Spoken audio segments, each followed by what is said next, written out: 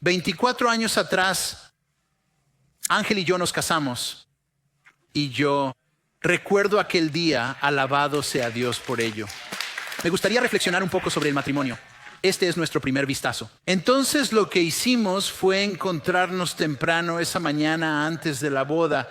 Así que tomamos fotos antes de la ceremonia. Así que vas directamente a la recepción. Y todavía tengo en mente ese espacio. Éramos solo nosotros y el fotógrafo. Vi a mi novia hermosa, sonriendo. Y hay una especie de liberación, un peso que se siente aliviado. Así que esperas la alegría que vendrá.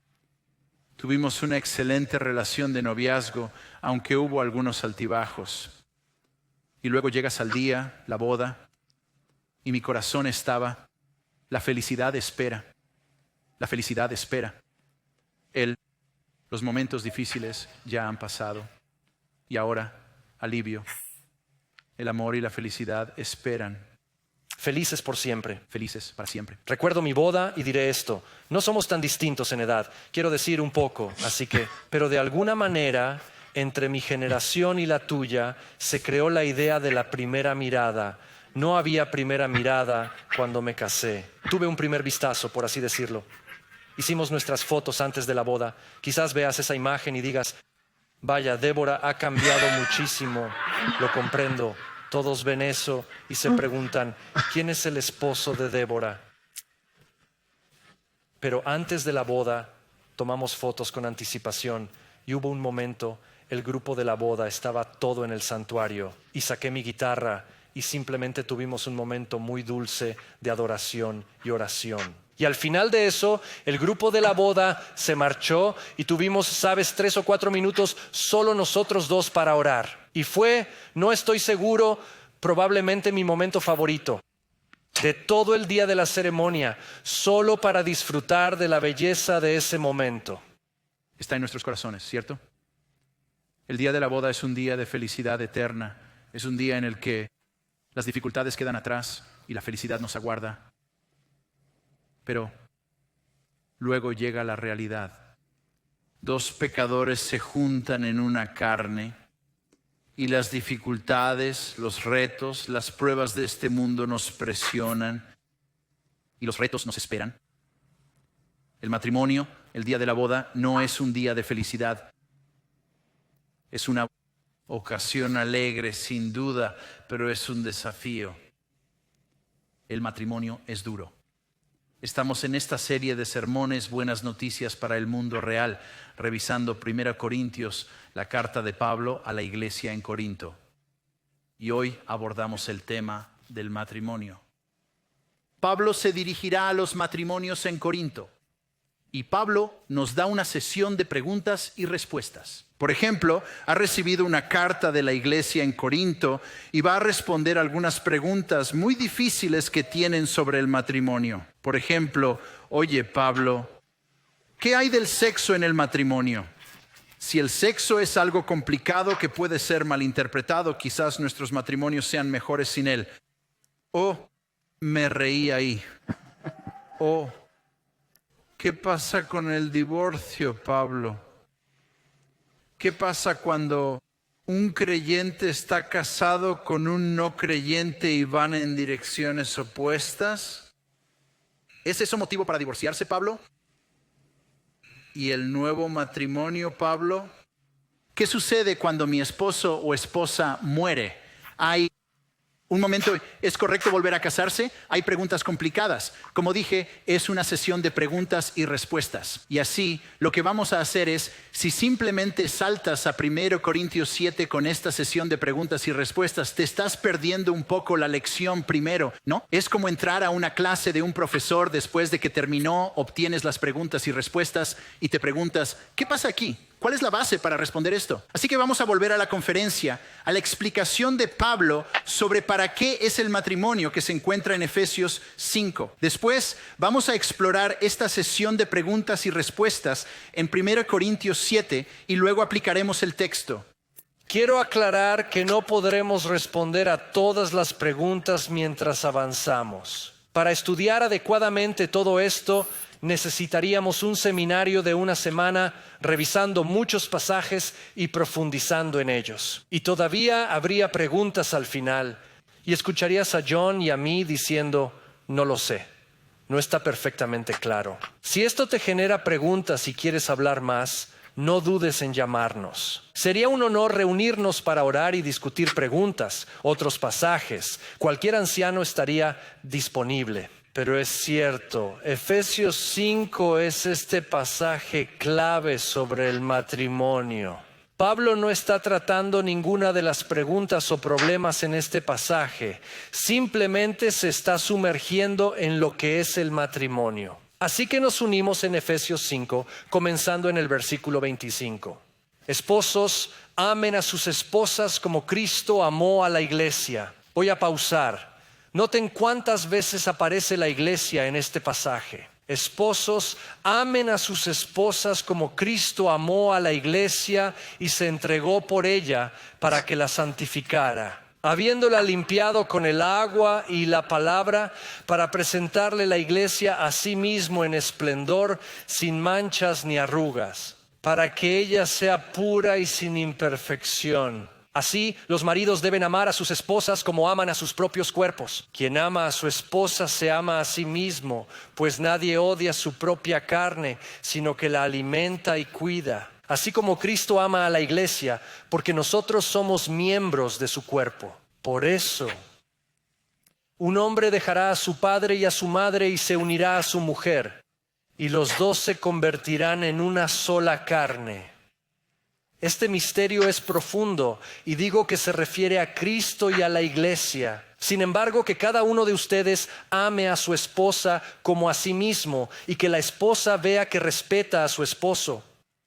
Es un pasaje maravilloso, explorando la belleza del matrimonio, y en medio de esto, Pablo dice, este misterio es profundo, y cuando ves esa declaración en el pasaje, hay mucha profundidad. En realidad, él acaba de citar Génesis, afirmando que por lo tanto, un hombre dejará a su padre y a su madre. Dices, eso es un poco extraño, ¿por qué eso? De Génesis habla de Adán y Eva. Y Adán no tenía padre ni madre. Cuando dice que un hombre dejará a su padre y madre, ¿qué significa para Adán? No dejó a nadie. ¿Y por qué no dice que una mujer dejará a su padre y madre? Menciona solo al hombre. Hay misterios aquí, ser una sola carne. ¿Qué significa eso? Pablo dice que el misterio es profundo. De lo que realmente hablo es Cristo y su iglesia. La verdadera imagen del matrimonio no se basa en el amor entre un marido y una mujer, dos seres humanos débiles y pecadores. El retrato más auténtico del matrimonio, la base de todo, es Jesucristo y su esposa, la iglesia. Amor puro, perfecto, sacrificial y bello. El matrimonio humano solo intenta mostrar eso. El matrimonio terrenal solo intenta dar gloria a eso, iluminar un poco de esa luz en el mundo. Pero el matrimonio en sí es claramente, fundamentalmente sobre Cristo. Y la iglesia. Imagina esta Navidad que hay un benefactor en tu vida que tiene mucho dinero y te regala el coche de tus sueños. En la mañana de Navidad, abres esa cajita y dentro hay un coche de juguete de tu auto preferido. Pero es una promesa de la cosa real en la acera, ¿verdad? No confundas el coche de juguete con el verdadero en la acera, ¿cierto? El cochecito de juguete es lo que Pablo dice que son nuestros matrimonios. Son una réplica, una demostración, un reflejo del matrimonio supremo que es entre Jesucristo y su iglesia. Así que al tratar este pasaje difícil, no olvides eso. En estas preguntas complicadas queremos regresar a lo que estamos señalando. ¿A dónde?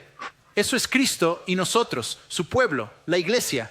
Vamos a 1 Corintios 7 y comencemos. Pablo empieza versículo 1. Ahora, respecto a los temas que mencionaron en su carta, así que le han escrito. La parte anterior del libro, Pablo está respondiendo a algunos informes que le han traído. Es bueno que un hombre no tenga relaciones sexuales con una mujer, pero debido a la tentación de la inmoralidad sexual, cada hombre debe tener su propia esposa y cada mujer su propio esposo. El esposo debe conceder a su esposa sus derechos maritales y la esposa al esposo. La esposa no tiene control sobre su propio cuerpo, pero el esposo lo tiene. El marido no tiene poder sobre su cuerpo, pero la esposa sí lo tiene. No se priven el uno al otro, excepto quizás por acuerdo por un tiempo limitado, para que se dediquen a la oración, pero luego vuelvan a unirse, para que Satanás no los tiente debido a su falta de dominio propio. Así que la iglesia en Corinto responde a esto. Doctrina, esta enseñanza bíblica sobre la sexualidad. Puedes regresar 2 semanas y escuchar el sermón de 1 Corintios 6, donde hablamos de los propósitos de Dios para la sexualidad, y parece que lo entienden. Ellos dicen, wow, eso es algo bastante peligroso, Pablo. Puedo ver cómo se malinterpreta. Tal vez siento cómo se está malinterpretando en mi matrimonio, así que tal vez mi matrimonio sería mejor sin sexo. Y Pablo dice, no entiendes. Tu matrimonio es para la intimidad emocional, espiritual, intimidad física. Así que entréguense el uno al otro emocional y espiritualmente. Física.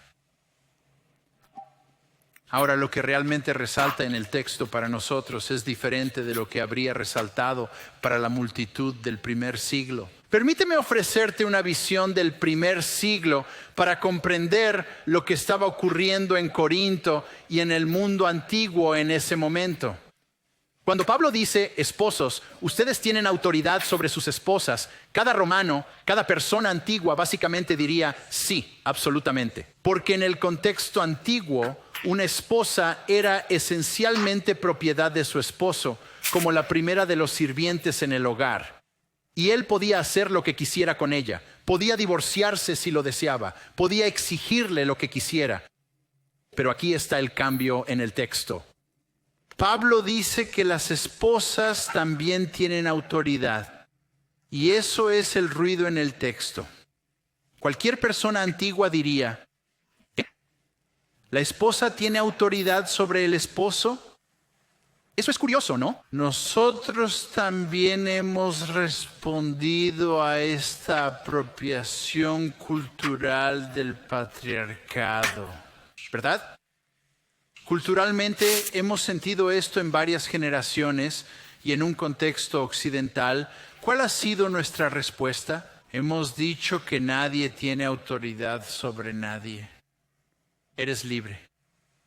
Pero escucha lo que dice la Biblia. La respuesta de Pablo no es que nadie tiene autoridad sobre los demás. Él afirmó que ambos tienen autoridad entre sí. Ahora, recuerda por qué. ¿Por qué Pablo diría eso? ¿No es arriesgado? Claro que sí. Pero no olvides para qué es un matrimonio. Es para demostrar nuestra relación, la relación de la iglesia como novia con Jesucristo, el esposo. Y así como Jesucristo, el novio, se entrega sacrificialmente por una novia que se porta mal todo el tiempo, hay que decir amén, ¿cierto? Amén. Que no trata a nuestro esposo con amor y respeto. Él aún sirve. Él aún se somete a nosotros y a la salvación y a la muerte. Y así también la novia debe entregarse al esposo renunciando a sus derechos. Ya que el matrimonio tiene como propósito servirnos el uno al otro, no simplemente conseguir lo que deseamos o lo que anticipamos. No se trata de completarnos, no es para llenar los huecos en nuestras vidas.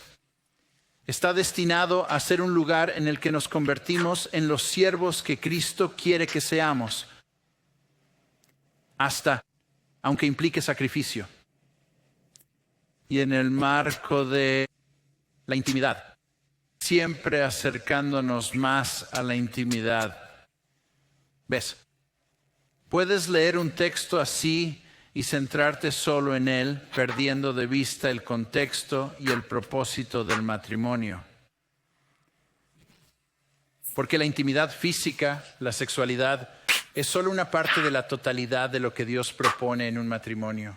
Nosotros entregándonos el uno al otro, persiguiéndonos, conociendo los corazones del otro, nuestras necesidades, nuestros deseos, y luego sacrificándonos por el otro. Y así Pablo dice, la sexualidad no es para tu propio placer. Es una llamada de Dios a entrar, a renunciar a tus propios derechos, tus propias demandas y servir a la otra persona. Quizás la forma en que pervertimos y torcemos la sexualidad en nuestra cultura, lo más es que hacemos de la sexualidad un instrumento de autogratificación.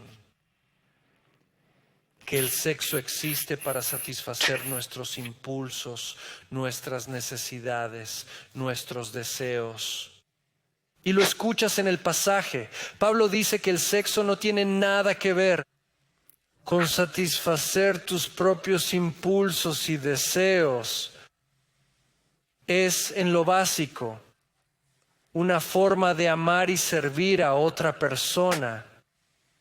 Gira en torno a sus necesidades, sus deseos, no los propios. Pablo luego sigue Y aclara, y para ser claro, se refiere a otra persona en el matrimonio, una mujer. un hombre, una mujer, una vida. Él aborda la dinámica de toda la vida cubriendo el tema del divorcio. Él sigue en el versículo 10. A los casados les doy este mandato, no yo, sino el Señor. La esposa no debe separarse de su marido, pero si lo hace, debe permanecer sin casarse o reconciliarse con él. Y el marido no debe divorciarse de su mujer. Él establece que es para toda la vida, al menos según el diseño de Dios, para el casamiento. El matrimonio debe ser para siempre. Y dice que si hay un divorcio, entonces tienes dos opciones: permanecer soltero o reconciliarte. Eso se complica al aplicarlo en un mundo roto, pero volveremos a eso. A los demás les digo yo, no el Señor, que si algún hermano tiene una esposa que no cree y ella consiente en vivir con él, no debe dejarla. Si alguna mujer tiene un esposo que no cree y él consiente en vivir con ella, no debe divorciarse de él. Ya que el marido que no cree es hecho santo por su mujer y la mujer que no cree es hecha santa por su marido. Si no, sus hijos estarían impuros, pero ahora son santos. Hoy en día, prácticamente cada cristiano, cada persona que se convierte en cristiana está casada con un no cristiano. El cristianismo apenas comienza. Todos están pasando de ser incrédulos a creyentes. Y a menos que tú y tu cónyuge sean salvos al mismo tiempo, todo el que llega a Cristo lo hace y está casado con un incrédulo. Esa es la situación del día. Y Pablo dice que si el incrédulo quiere quedarse, deben permanecer casados, porque se santifican mutuamente. Hasta el incrédulo, ellos sienten al Espíritu Santo, perciben la presencia de Dios a través de ti. Es algo hermoso y que purifica. Pero dice, pero en el verso 15, si la pareja incrédula se separa, así sea. En tales casos, el hermano o la hermana no están esclavizados. Dios los ha llamado a la paz. ¿Cómo sabes tú, esposa? ¿Salvarás a su cónyuge? ¿O cómo conoces al cónyuge? ¿Salvarás a tu esposa? Así que en la circunstancia en la que un cristiano está casado con un incrédulo y ese incrédulo se va en otra dirección, dice que mientras quieran estar contigo, deben permanecer juntos, pero si te dejan, si se separan, no estás esclavizado a perseguirlos. Y en esto Pablo da una razón bíblica para el divorcio. Hay dos razones bíblicas en la Escritura. Podríamos volver a los evangelios varias veces. Jesús habla sobre el matrimonio y en ese contexto menciona una razón aceptable para el divorcio. En griego se llama porneia. A menudo se traduce como adulterio, excepto en el caso de adulterio, dice, o porneia. Si quisieras traducir la palabra de manera más literal, dirías: en casos donde la sexualidad es tan torcida y distorsionada, el divorcio es aceptable. No dice que sea lo ideal. El ideal es dos personas que se arrepienten, dos personas que buscan a Dios, dos personas que se perdonan. La reconciliación, pero en este caso el divorcio es permitido. Ahora Pablo añade a esto: Jesús dijo que la pornea y el abandono son razones. Eso nuevamente no es el ideal del diseño de Dios, pero si una persona se va y no hay arrepentimiento, no hay un esfuerzo por resolverlo, dos personas perdonándose, queriéndose, trabajando en ello, entonces los dejas ir. Ahora, es muy claro que la lista de Jesús de excepciones para el divorcio no era completa. Solo se refería a una situación, por eso Pablo la amplió.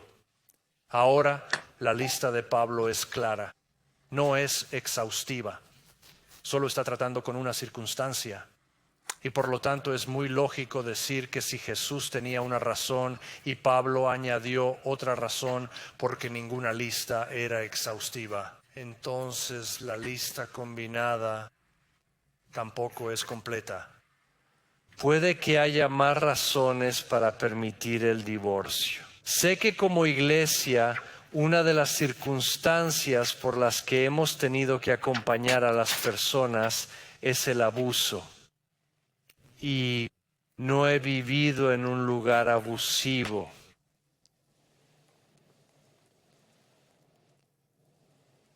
Pero es claro que el abuso rompe el pacto del matrimonio, como la pornea y el abandono, y el divorcio es aceptable.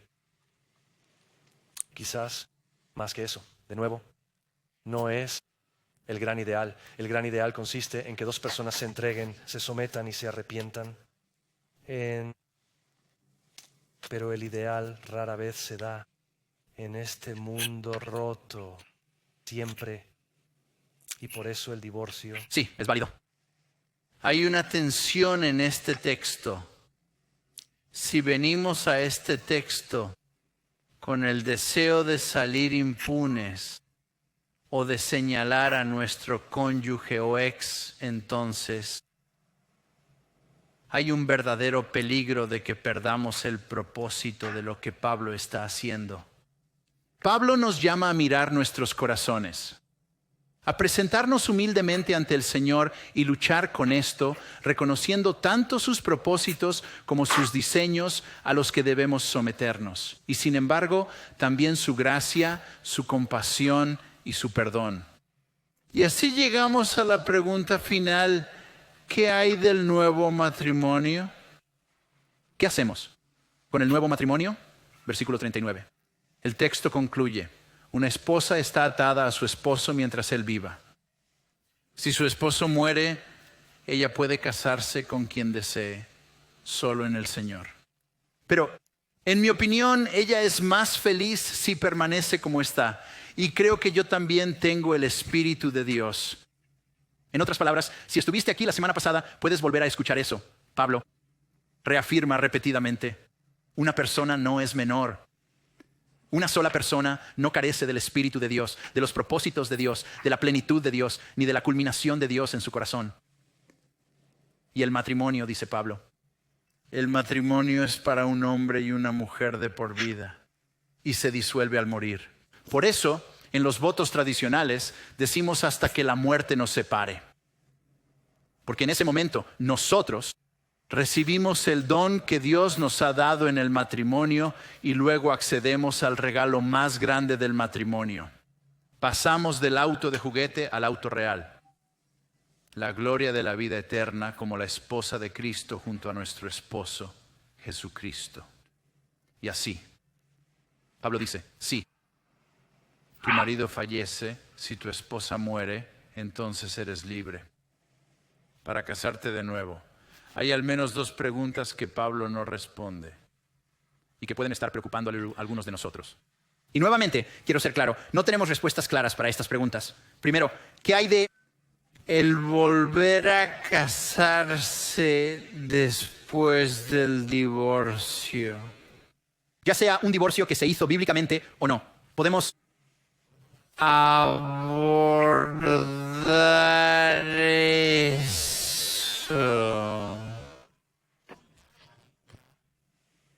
¿Dónde volver a casarse? Hay 2 respuestas.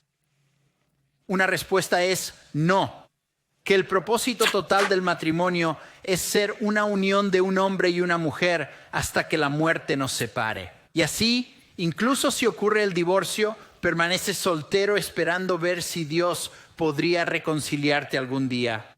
Esa es una respuesta. La otra sería simplemente decir que no. La realidad de estas concesiones para el divorcio reconoce la ruptura del mundo en el que vivimos y el pecado que nos rodea. Cuando el matrimonio se rompe por el pecado del mundo, encontramos libertad. Sí, no es el ideal supremo de Dios, pero somos libres para entrar en una temporada de nuevo matrimonio. Y en esto, solo diré, te invito a que consideres esto, si te identificas, de pensar, de discutir esto en tu conciencia con el Señor y confiando en Él. Otra cuestión. Varios de los de esta congregación están divorciados y ahora están casados de nuevo. ¿Y nosotros? ¿Qué hacemos ahora? Pues creo que lo que se entiende claramente en este texto es fundamentalmente que debemos ser personas que viven fielmente en el lugar que Dios nos ha puesto hoy. Por lo tanto, puede que haya un rincón en tu corazón donde debas lidiar con ciertos aspectos de arrepentimiento. Quizás no has estado con el Señor ni con otros y debes aceptar eso. Y luego camina en la libertad de la gracia del perdón de Cristo. Cristo nunca da un paso hacia la vergüenza. Es un truco del enemigo. La culpa viene, es una bendición de Dios y respondemos arrepintiéndonos. Y después vivimos en la libertad que Cristo nos ha otorgado. Así que la esencia de todo esto es que debemos venir al Señor, confiar en Él con nuestro corazón, luchar con estas cosas con el Señor y luego también recibir su gracia.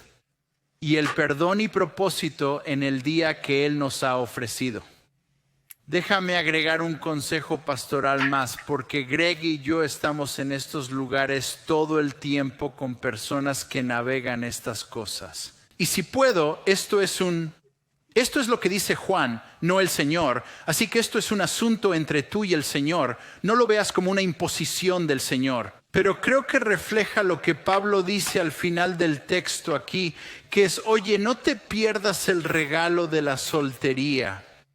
Si Dios te ha hecho entrar en una etapa donde tu pareja ha sido retirada de tu vida, ya sea por divorcio o por fallecimiento, solo te insto a que crees una temporada, y podría decir artificialmente como 1 año al menos, de solo esperar en el Señor, de entrar en ese espacio, de escuchar lo que Él tiene para ti en esa etapa, de atravesar un tiempo de duelo y sanación, y de aceptar sus propósitos para ti del Señor. Ahora, ¿por qué lo digo? Porque pienso que en muchos de nosotros hay un espíritu de codependencia. Y cuando navegamos una serie, una etapa en nuestra vida, un divorcio o una muerte, a menudo estamos buscando a esa próxima persona que llene ese vacío en nuestra vida. Y les animo a que seamos quienes primero esperan en el Señor, por el Señor. Ahora pasemos a lo práctico. 3 aplicaciones. Si estuviste aquí la semana pasada, sonarán familiares porque son las mismas 3. 1. Fuiste creado para Cristo.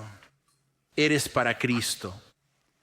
Tu matrimonio es un indicador de la realidad última, la esperanza y el regalo que Cristo tiene para ti. Y así espera en Él.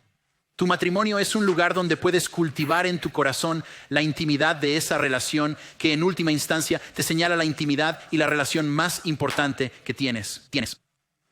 Que estás conectado a tu Salvador. En el corazón, en el espíritu, en la mente, en la fuerza, en el alma.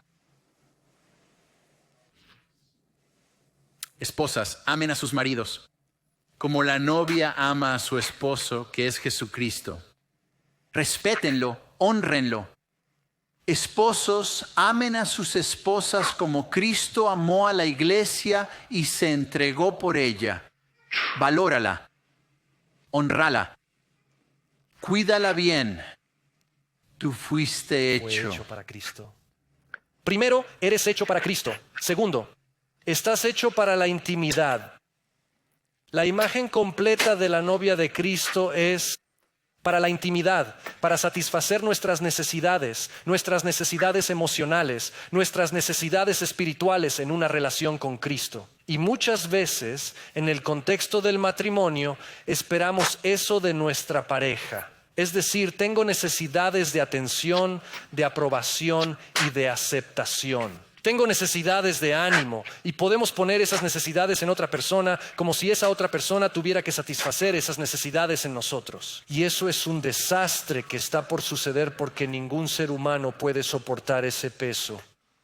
Estamos llamados y el primer punto es que fuiste hecho para Cristo. Cristo es quien satisface esas necesidades. Puedo mirar a Débora, ella es maravillosa, pero necesito camaradería y jugar racquetball. Si espero que Débora llene esa necesidad, no es bueno para nuestro matrimonio. Es bueno. Tu ego, tal vez. Sabes, lágrimas, salir, confusión, eso no es bueno para nadie. Un cónyuge no fue creado para llenar todas esas necesidades. Dios lo es. Hay que volver a Él.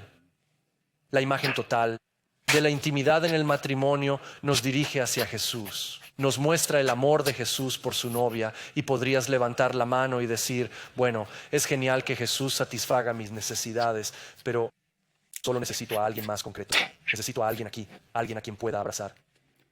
La iglesia, lo ves a lo largo del pasaje, la novia de Cristo es un lugar de ánimo, afirmación y aceptación. La novia de Cristo, el cónyuge no es capaz de intentar satisfacer todas esas necesidades y ahogamos un matrimonio al esperar que lo haga. Estamos hechos para la unión, pero eso es en Cristo y después en la esposa de Cristo. Vivimos en un tiempo donde la amistad ha sido devaluada a un clic. En un clic. La amistad es un hermoso regalo en el que invertir, atesorar y vivir. Estamos hechos para la unión. Estás hecho para Cristo y para la intimidad. Estás hecho para servir. Estás hecho para servir. Hablé de esto en el distorsión de la sexualidad, para satisfacer nuestros anhelos. Y si no es eso, el matrimonio en sí no es sobre ser servido. El matrimonio no es solo satisfacer tus necesidades. No sé cómo se ve eso en tu vida. Quizás el matrimonio es que tus platos se limpien mágicamente o que tu aceite se cambie mágicamente. El matrimonio es servir al otro. Persona. Estamos hechos para servir. Es cierto en la iglesia. La iglesia no es que hay en esto para mí, que mejora mi vida. Nuestras vidas deben girar en torno a una actitud de servicio. El matrimonio se trata de dar, de bendecir, de servir. La iglesia es sobre bendecir, dar, servir. Nuestra relación con Cristo es la base de todo.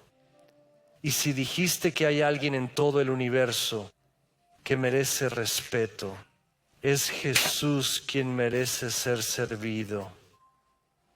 Y aún así leemos, el Hijo del Hombre no vino a ser atendido, sino a ayudar.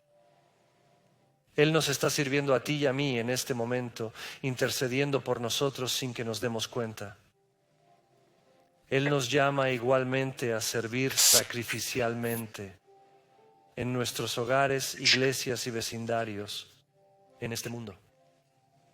Ora conmigo. Señor,